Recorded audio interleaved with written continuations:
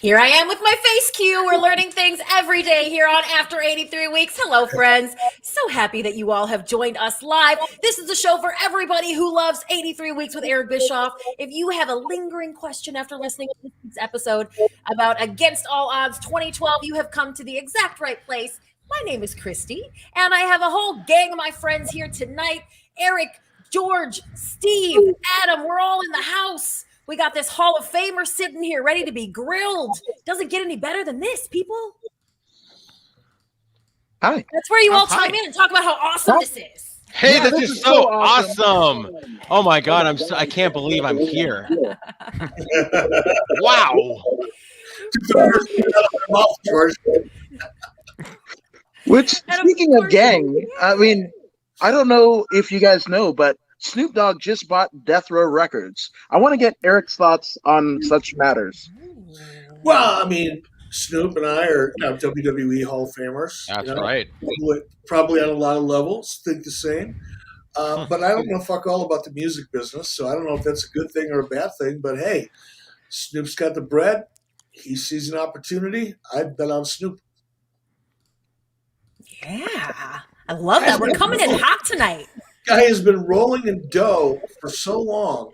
It's like everything he touches just seems to turn to gold for some reason, which I can't put my finger on. But he's green. Snoop is just tied into a large segment of pop culture, and go for it, brother. Bring him back. Yeah. Did a commercial with Snoop Dogg like 2 months ago. 3 months. 2 months ago. 3 months. Did he frog splash you? No, he dog splashed me. Oh, I see what you did there. Oh, wow. Well, guys, we are checking off the list, all the hot topics tonight. Any question that you want to ask for Mr. Eric Bischoff, including about Snoop Dogg or anyone else, I want to ask him what happened to his big old hand there. What are you rocking, Eric? What is going on? What? What do you mean? Give us a little pageant wave. Oh, give us two-handed pageant wave. Oh! You look like you could do some damage with that. No, it looks like I had some damage done. No, I just not a big deal. Just had to get some surgery done on one of my tendons in my hand, and it's all fixed now. This is more of a nuisance than anything. It doesn't hurt. It's all good. Looks badass. You know what I should do though? As soon as I take this cast off, I should do the wrestling thing, right? Because every time you get hurt in wrestling, you have to take real close-up, macro type of shots and let everybody know that you got real stitches and all that. So I'm going to do that when I'm done. Because the stitches, I had the same surgery done on my right hand about 5 years ago. The stitch is going to go from like here all the way down to here. It's a big surgery. Well, it took about an hour and a half. So that's a pretty big surgery.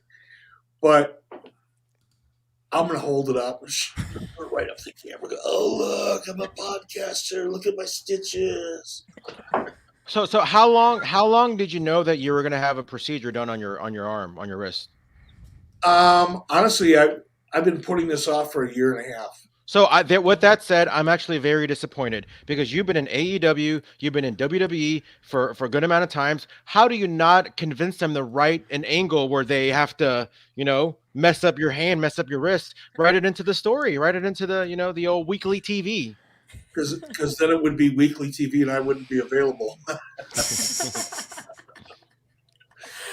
I'm good about once every 3 or 4 months.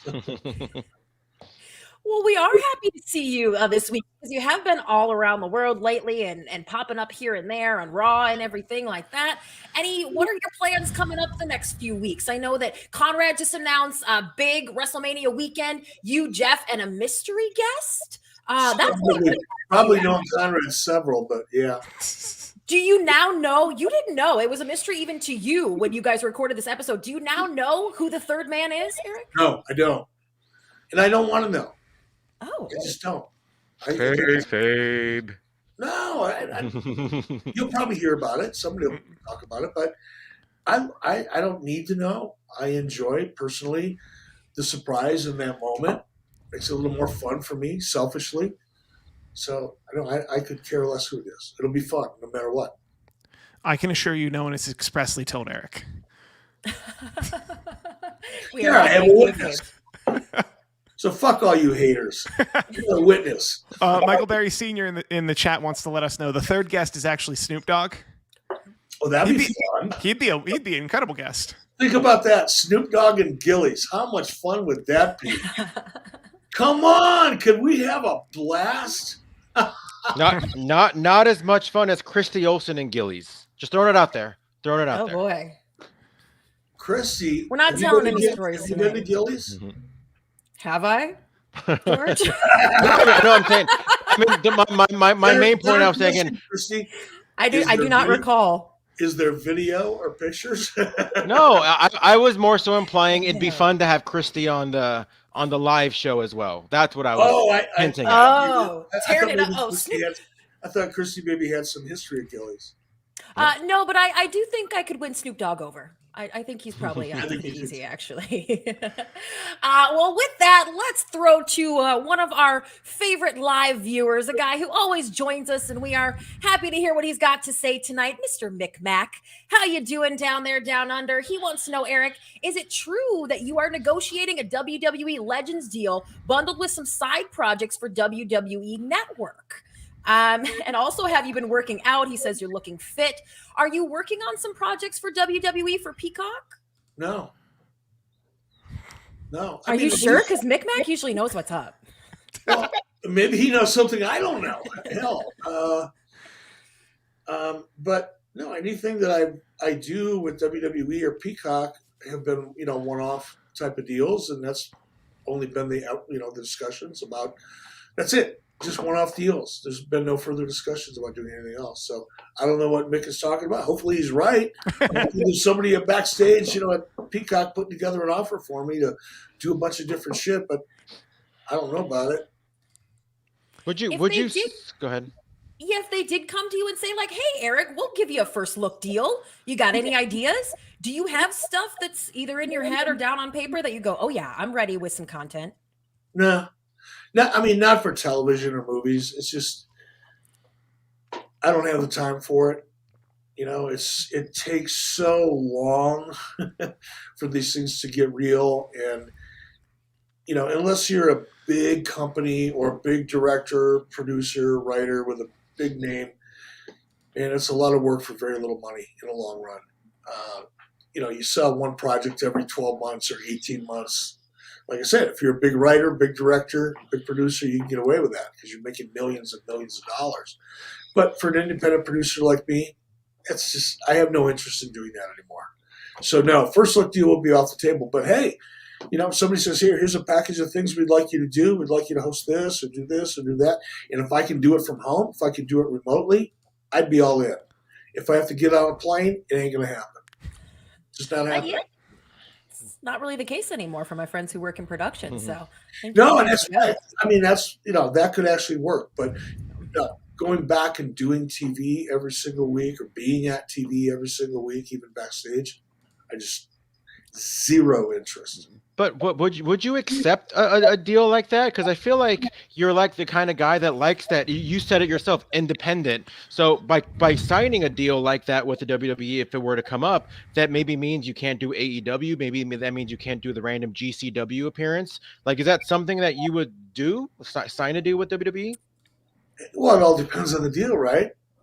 I mean, how big is the deal? How much fun is the deal? Mm-hmm. What are the projects? Are they fun to work on? I mean, it's not just about the money anymore. Not for me, it's not. It's got to fit into my lifestyle, and it's got to be fun. And if it fits into my lifestyle and it's fun, the money's really not all that important. Conversely, if the money's good and I can do it from home, oh, hell yeah, give me a shout. Who wouldn't do that? I just want to point out Micmac, our resident shit stirrer. Oh, I know. That's all he does. Got us talking about a deal that, as far as we know, doesn't exist. No, it doesn't exist. And here I'm disqualifying myself from job opportunities that might come my way. But anyway. Oh, all right. Well, let's see how far down that road we can go. NY2979 has a super chat question. He says, Eric, the WWE Rumble was a snoozer. Why are WWE and AEW having a hard time producing numerous stars? He says, look at the 1990 Rumble roster, 30 legit stars. Why are they having a hard time making new stars, Eric? I think in general, it's because there's so much television now. There's so much content being produced now. You can't afford to put as a producer, you can't afford to put all of your eggs in one basket. You could back in the 80s and the 90s. You could, because you weren't spread so thin. You weren't producing so much. You had more control over everything. Now you look at just the sheer volume of wrestling content that's out there between WWE and AEW, not to even mention all the rest of the stuff out there like Ring of Honor was or whatever. There's a lot of stuff out there. And you combine that with the fact that you can't afford as a producer to put all your eggs in one basket. You got to keep everybody at a fairly high level, at least the top 20% of your roster, top 25% of your roster. You got to keep them at a pretty high level, so you find yourself interchanging them a lot. Who's on top one month is going to be on top next month necessarily. Particularly, I mean, I think that's more true in AEW right now because they're moving very fast, trying to get attention and growing. But it's really hard to be a breakout star. The bigger the pool of stars, the harder it is to be that one breakout star that gets 25 or 30% of the attention. There were not 30 legit stars in the 1990 Rumble. Sorry. Oh. Well, yeah, I mean, some of this is subjective. Like what's a star? You know, is a superstar somebody that's on the roster, or is a superstar somebody that's making tens of millions of dollars a year? I think it's someone you tune in for. I mean, everybody's a superstar, right? Everybody's a star, no matter what you read. I'm not being critical, by the way. It just is what it is. So when people use the term, yeah, there were 30 stars, well, maybe to him there were 30 stars. But, you know, to me, whatever. Nah, I'm not going there. I'm not going to make myself crazy. I like it. I do that a lot. I get myself fucking so wound up sometimes. And then it's like I'm almost afraid. It's like I'm almost afraid to see what I did the next morning. You know, it's kind of like being in college again. You're like listening back to Eric Fires Back, like, oh. And there's times I go, oh man, but no, I'm not going to do that tonight. I hope. Which were you kind of tiff the fact that the WWE, when they were starting out the WWE network, they never came to you and Jason Hervey to produce something? I shudder to think what would have happened if. It's fun to think about, and we tried to approach them a couple times, but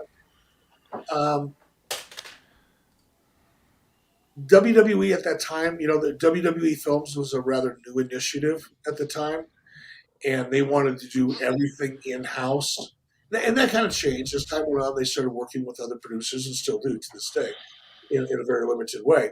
But at one point in time in the early 2000s, WWE Films was trying to be a real thing, and their idea of a real thing was to do as much in-house as possible for the type of stuff that we did. Now, they partnered with others on big movies and things, but the WWE Films television division was doing reality, and I think WWE felt that they could do reality as well or better than anybody. So that's why. Was there any like flyer, like, I don't know the word I'm looking for, but like for Legends House, was that something that like maybe they could have reached out to you for that, or? But they didn't need to, really. And I mean, this is the way a lot of productions work. When you're the studio and you're writing the checks, in this case, WWE was a studio, just like Fox or just like USA Network or TBS, right? They don't have their, not all of their television comes from in-house production, in-house creative. Most of it comes from outside. So WWE didn't feel the need to bring in those production companies from the outside, independent producers like Jason and I were, because they had enough people internally and get capacity to do it themselves. And if they needed to fill in a hole, if they wanted to bring in somebody from the comedy world to kind of lighten up a little bit of a situational WWE product, they can hire that person to help direct and contribute creatively. But they didn't need Jason Hervey and Eric Bischoff at the time. That makes me sad. Hi. I think you did okay. All right. Yeah. No, it's fine. I wouldn't want to work with them anyway. I mean, I would have said no regardless. no, I wouldn't have said no, but I would have been really, really reluctant just because, when you come in as a producer on a project, you want to have some control. It's part of the process. Or a director, or a writer, if you created the show yourself, especially, you want to have some creative input. And that's not that easy to do at WWE. Or back then. Maybe it's different now. But back then, you didn't get a lot of creative input. So, Wait, Vince doesn't give any creative input to the writers that he hires from Hollywood? What? it happens. Speaking of creative input, Anthony Pires is a very good question. It was also on 1990. WCW in 1990 was plagued by the dreaded booking committee. Did TNA at this time have the same issues? Seems like there were a lot of folks who wanted to be the head chef. And we're talking about TNA in 2012. I don't think that's fair.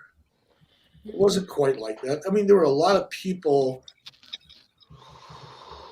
I mean, there was a small group of us in 2012, handful really, that worked in the creative side.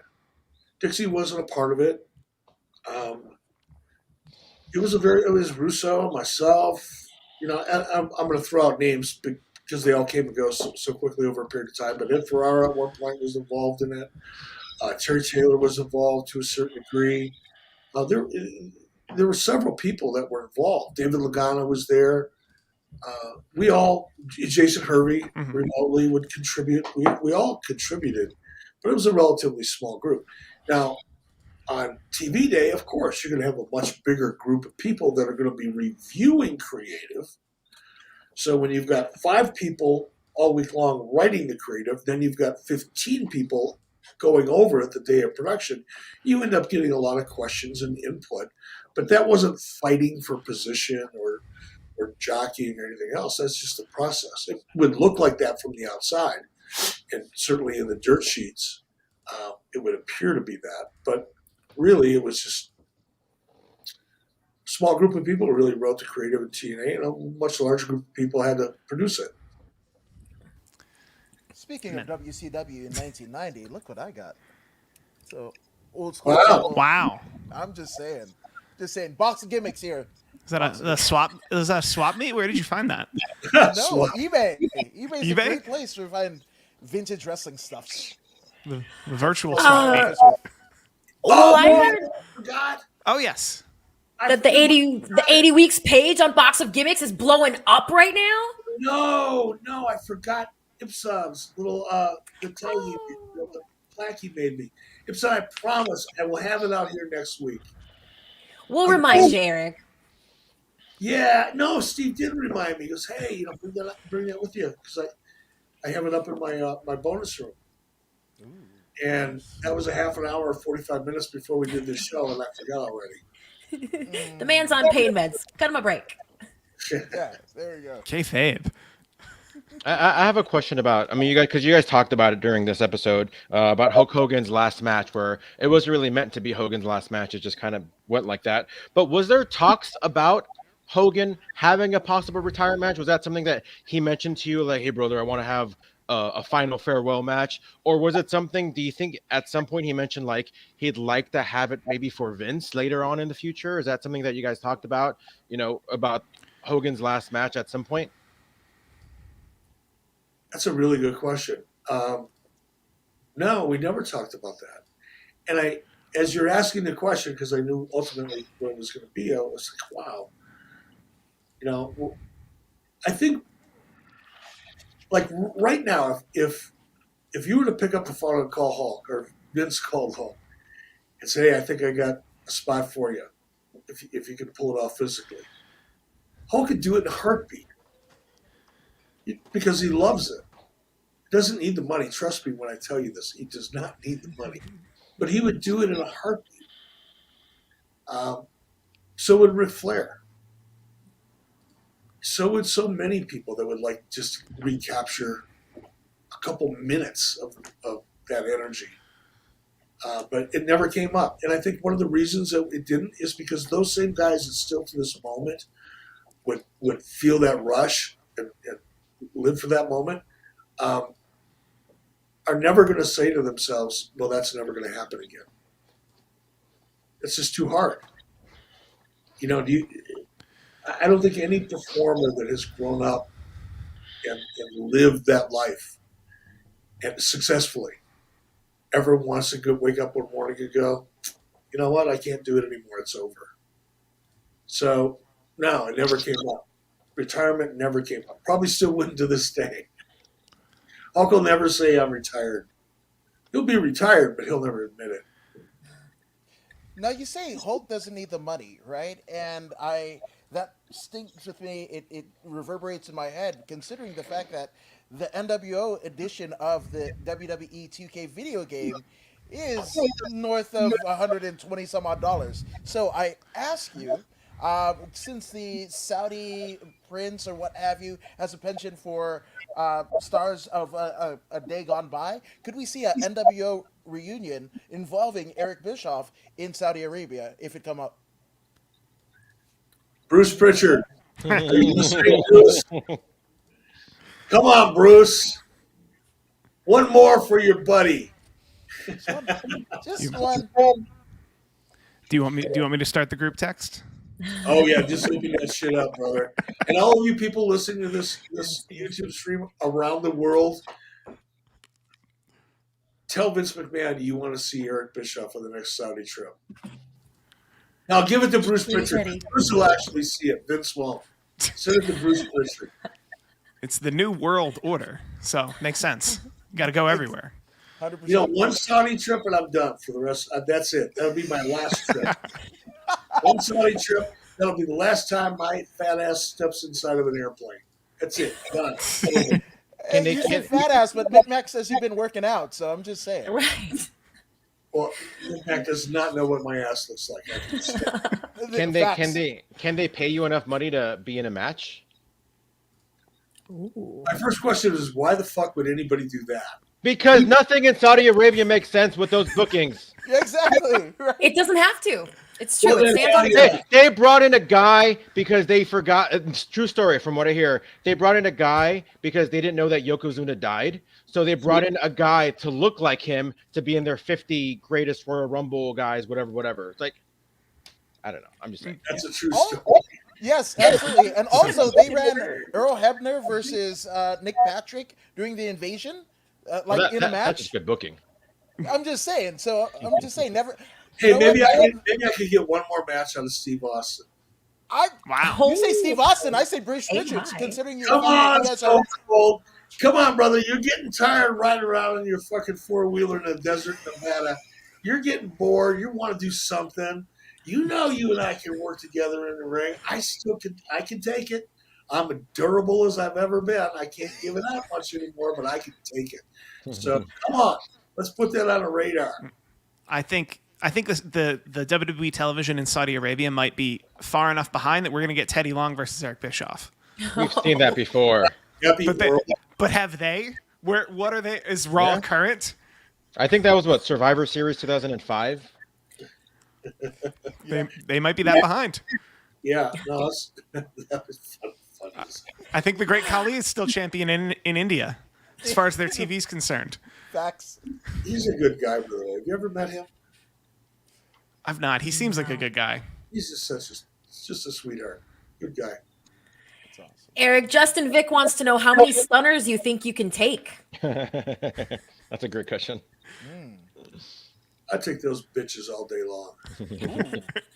I'm durable. I am durable. As Michael Berry reminds us, you did go to North Korea. He says you ain't scared. No, I'm not scared of nothing. Well, that's not true. I'm scared of my wife. There you go. Just don't want to disappoint her. Aw. But no, sure, write a check, brother. I'll be there. You heard it here first. Love it. Here's a crowd. There's a chance to see something I've never seen before, eat some food I've never eaten before, learn a little bit, get paid while I'm doing it, having fun. Yeah, count me in on that. Love it. Is that how the trips to, we all say Qatar, but I guess that's Qatar? I feel like those maybe are similar. I'll tell you what, I have never been treated, other than Japan was different. Japan was on another level. My trips over there and the way they took care of me and my family while we were there, that was on such a different level I can't even describe it. But Qatar or Qatar, that was the next coolest thing. Such nice people, such a great experience, and seeing a culture and just the geography and the history. Oh my God, the history. Just being in that environment for 4 or 5 days while you're getting paid to do it it's a blessing. That's what that is. Justin Vick said he would bring his own food to catering, brother, which brings us to the hottest item on Box of Gimmicks this week, Eric. Something that you said on 83 Weeks has blown up the internet. You've broken the internet with this retail for everyone. Can you get a look at the T-shirt that all the 83 Weeks fans are rocking? Is that crazy? And this is just something that Conrad and I were just joking around on the podcast, and he said, we ought to come up with a T-shirt that says Bischoff position or something like that. No, he said, here's what we should do.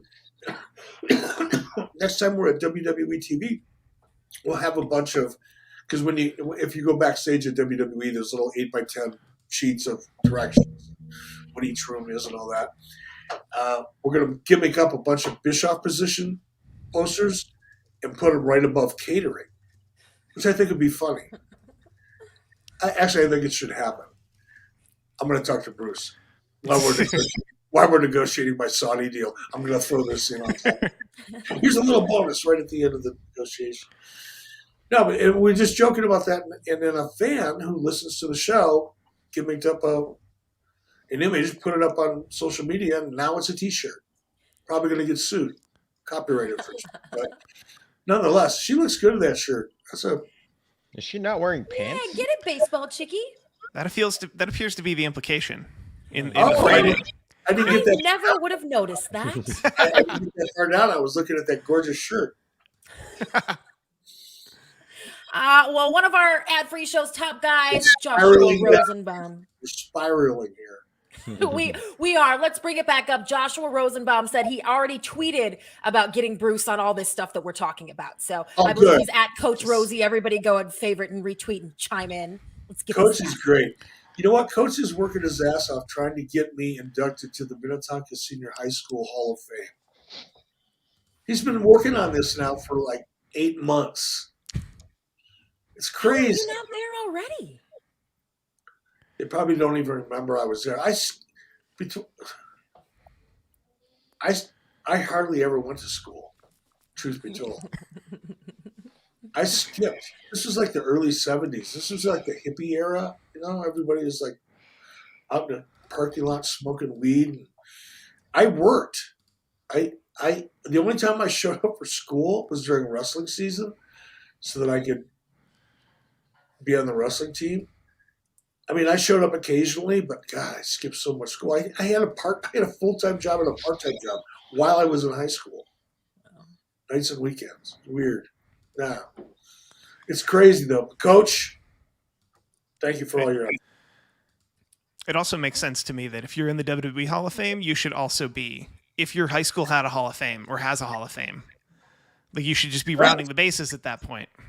It does, but while I say that about high school, the fact that I skipped a lot of high school because I wasn't a good student. I never was. One of the things that I regret was not taking more advantage of what was available to me. Because Minnetonka High School especially, and a lot of Minnesota had a great education system. I wish I would have taken advantage of it. I really do. It's one thing I do regret. I don't regret much, but I could have taken advantage of a lot of opportunities that I didn't. So we have a quick super chat. Someone paid $2 claiming to be Eric's old principal. Eric was always cutting class. See? Told you. I have another witness. Well, you can spice things up. I'm sure they've got enough football players and baseball players in there anyway. I hope so. I'll cut a hell of a promo, though. Like if I get up in front of a bunch of people and I'm getting inducted into the Minnetonka Senior High School Hall of Fame, you think I'm not going to pick some people out of that crowd that treated me like shit in high school? You think I'm not going to get some payback while I'm out there having all that fun? You haven't seen Eric Fires Back at AdFreeShows.com. How subtle was that? That was so good. You didn't even know I did it. It's going to be a bit of the airing of the grievances. I had fun in high school. I'm just joking. I had a blast. Well, while we're talking about Hall of Fames, you talked on this episode of the show about how Ric Flair was inducted into the WWE Hall of Fame when he was under contract with TNA. On the other side of that, Matt Hardy claims that Jeff Hardy was actually offered a spot in the WWE Hall of Fame this year. But when he asked, hey, what about my bro? Is it going to be the Hardy Boys? They said, no, we don't think so. What do you think has changed? Why would WWE be willing in 2012 to induct a wrestler who is signed with another company versus now 2022 AEW? What's the difference? I don't know. So much about that story and what is supposed to have happened and how it was interpreted and how it got out here to us. I have no idea how much of it's true, how much of it's not true. I don't know. Can't comment on that one. You don't want to take a guess? Well, I mean, okay, give me three choices and I'll pick one. Okay. WWE not willing to induct someone who's signed with another company into the WWE Hall of Fame because A, it gives promotion to another company. B, they won't have monetary opportunities with that person because they're under contract with someone else. Or C, because they're petty. Or D, because the guy walked out in the middle of a match for whatever reason, which we don't know. Right. You gonna put that guy in the Hall of Fame next 2 months later? Come on.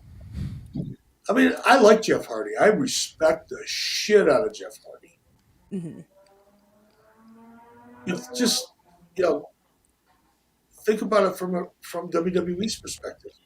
Well, right, but reportedly, Matt says that they were going to offer Jeff solo a spot in the WWE Hall of Fame, but it was because Jeff wanted it to be both him and Matt that's what made them hesitant. Okay, well, that's a they were different. willing to put Jeff in, yeah. I misunderstood the scenario. Let's start off with we don't know what's true. Respect Matt, like Matt, support Matt.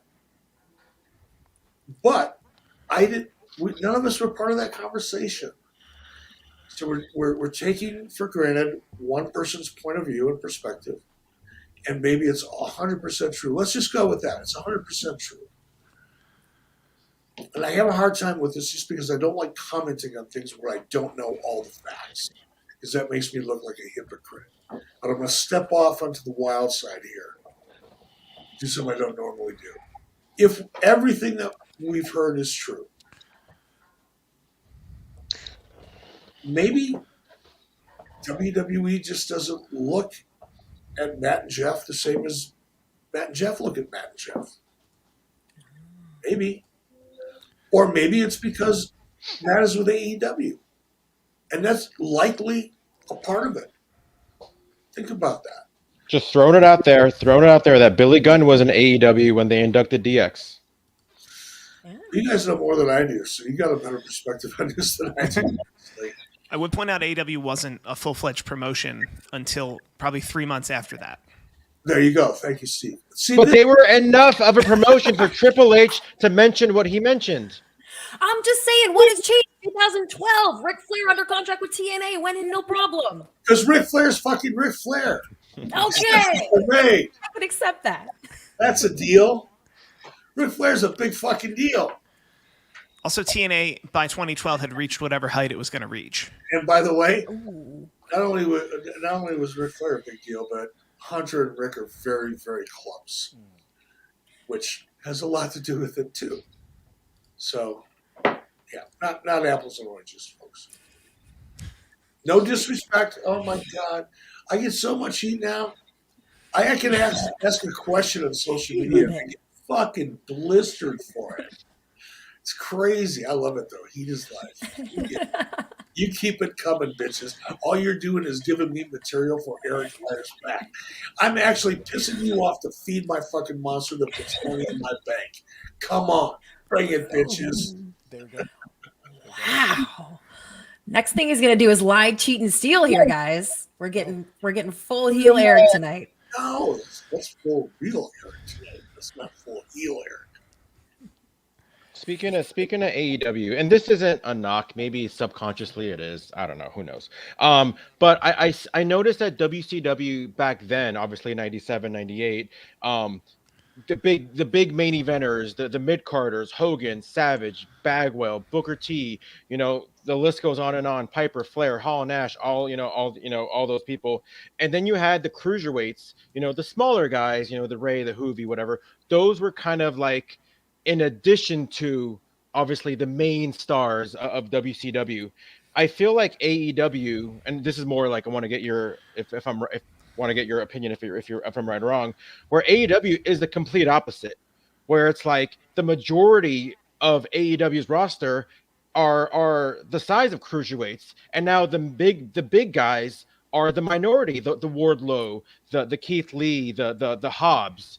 Do you think that's the case? Like I know times have changed. I'm not saying that it hasn't changed, but like, is that just something that the way the business evolved? Do you agree, disagree with that statement?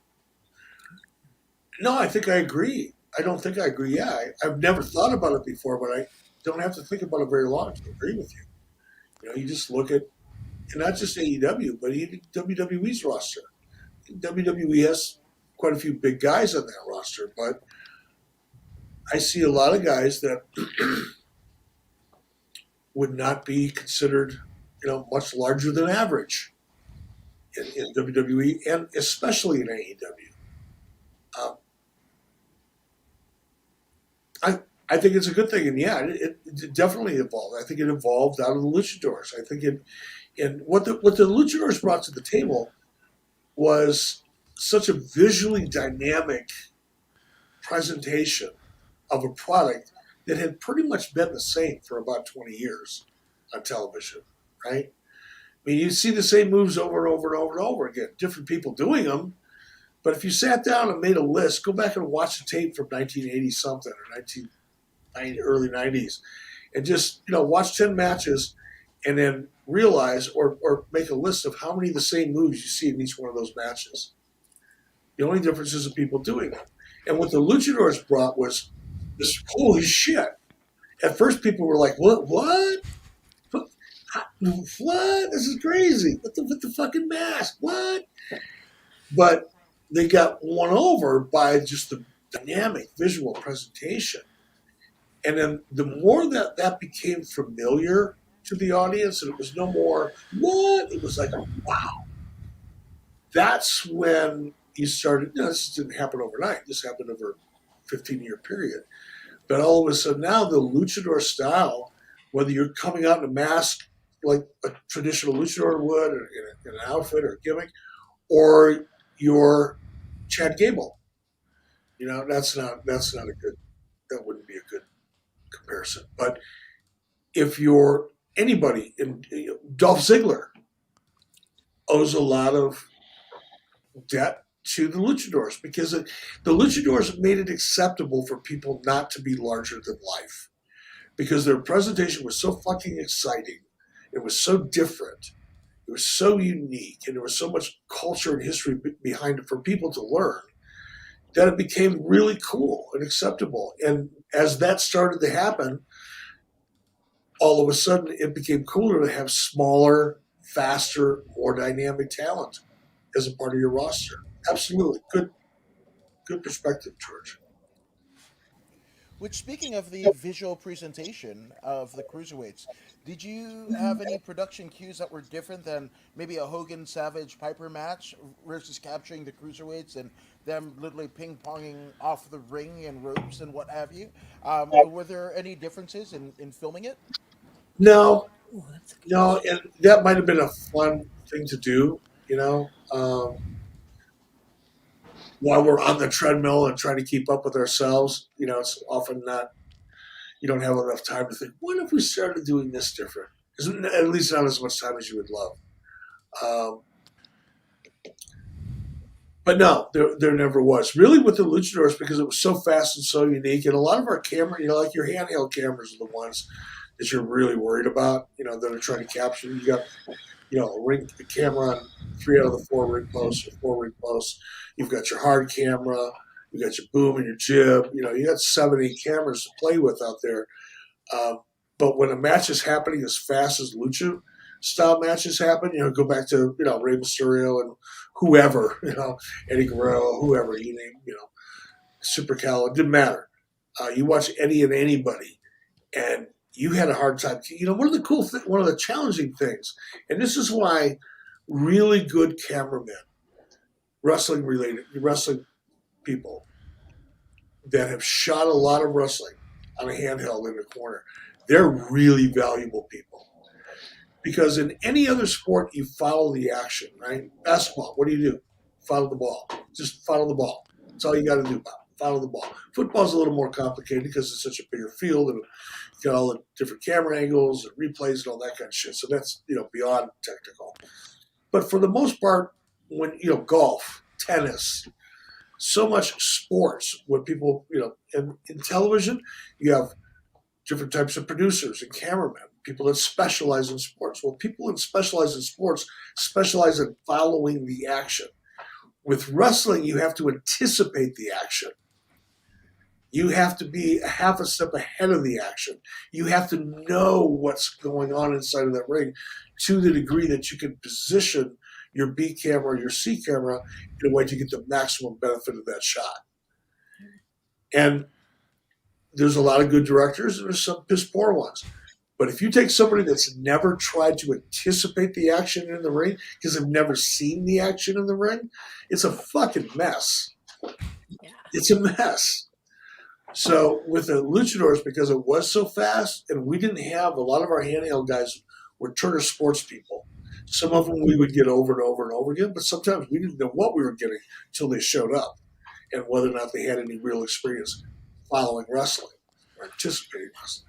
So that was actually kind of a challenge. I wouldn't have motivated anybody to try to make it more complicated than it already was. Because that zoom in and out that they do a lot when you see moves really hit, the cameraman is doing that manually. Is that correct? That's not something that's happening in the truck. I would assume so, but I'll be honest with you. Technology has changed so much, and it's been a couple of years since I've been in a truck. I'm not really sure.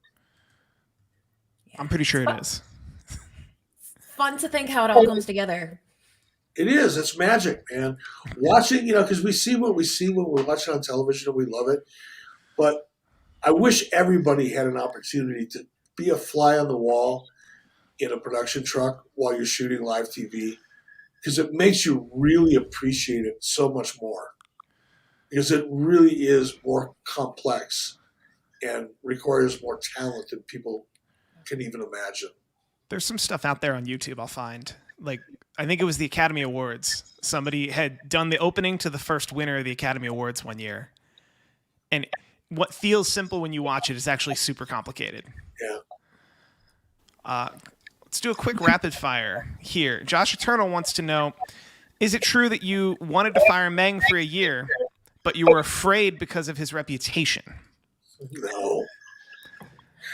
Asked and answered. Afraid? We need a birthday shout out.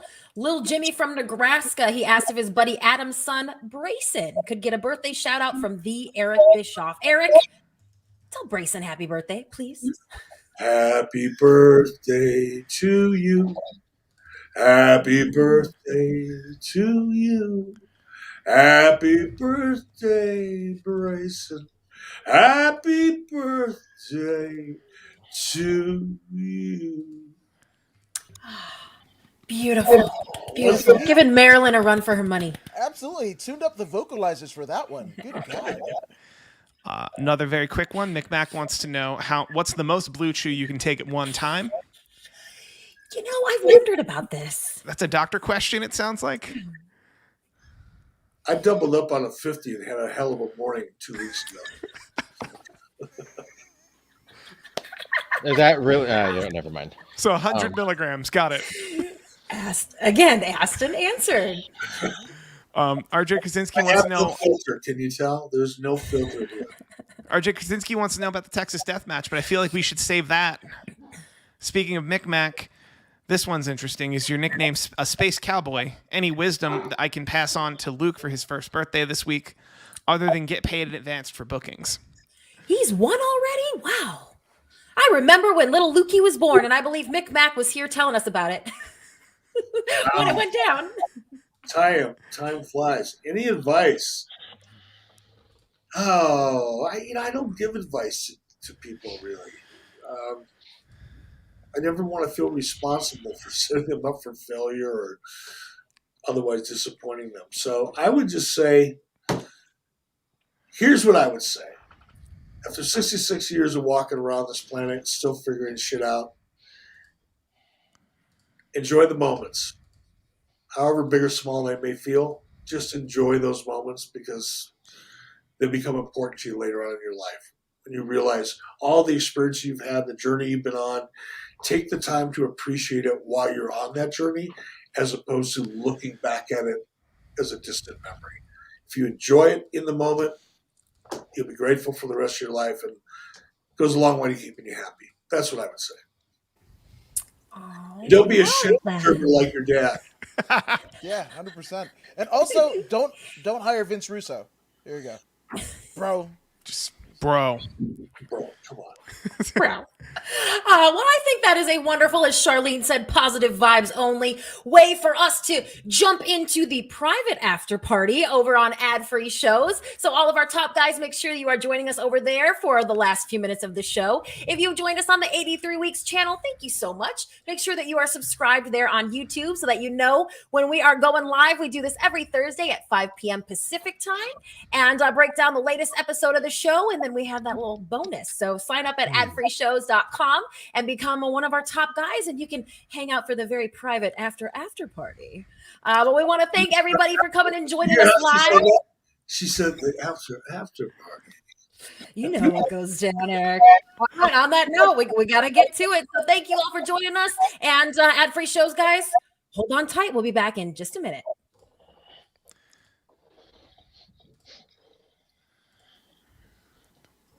Hold on, like Wilson Phillips. Not for a whole day. We'll be back in like 1 minute. We'll be back in 2 and 2.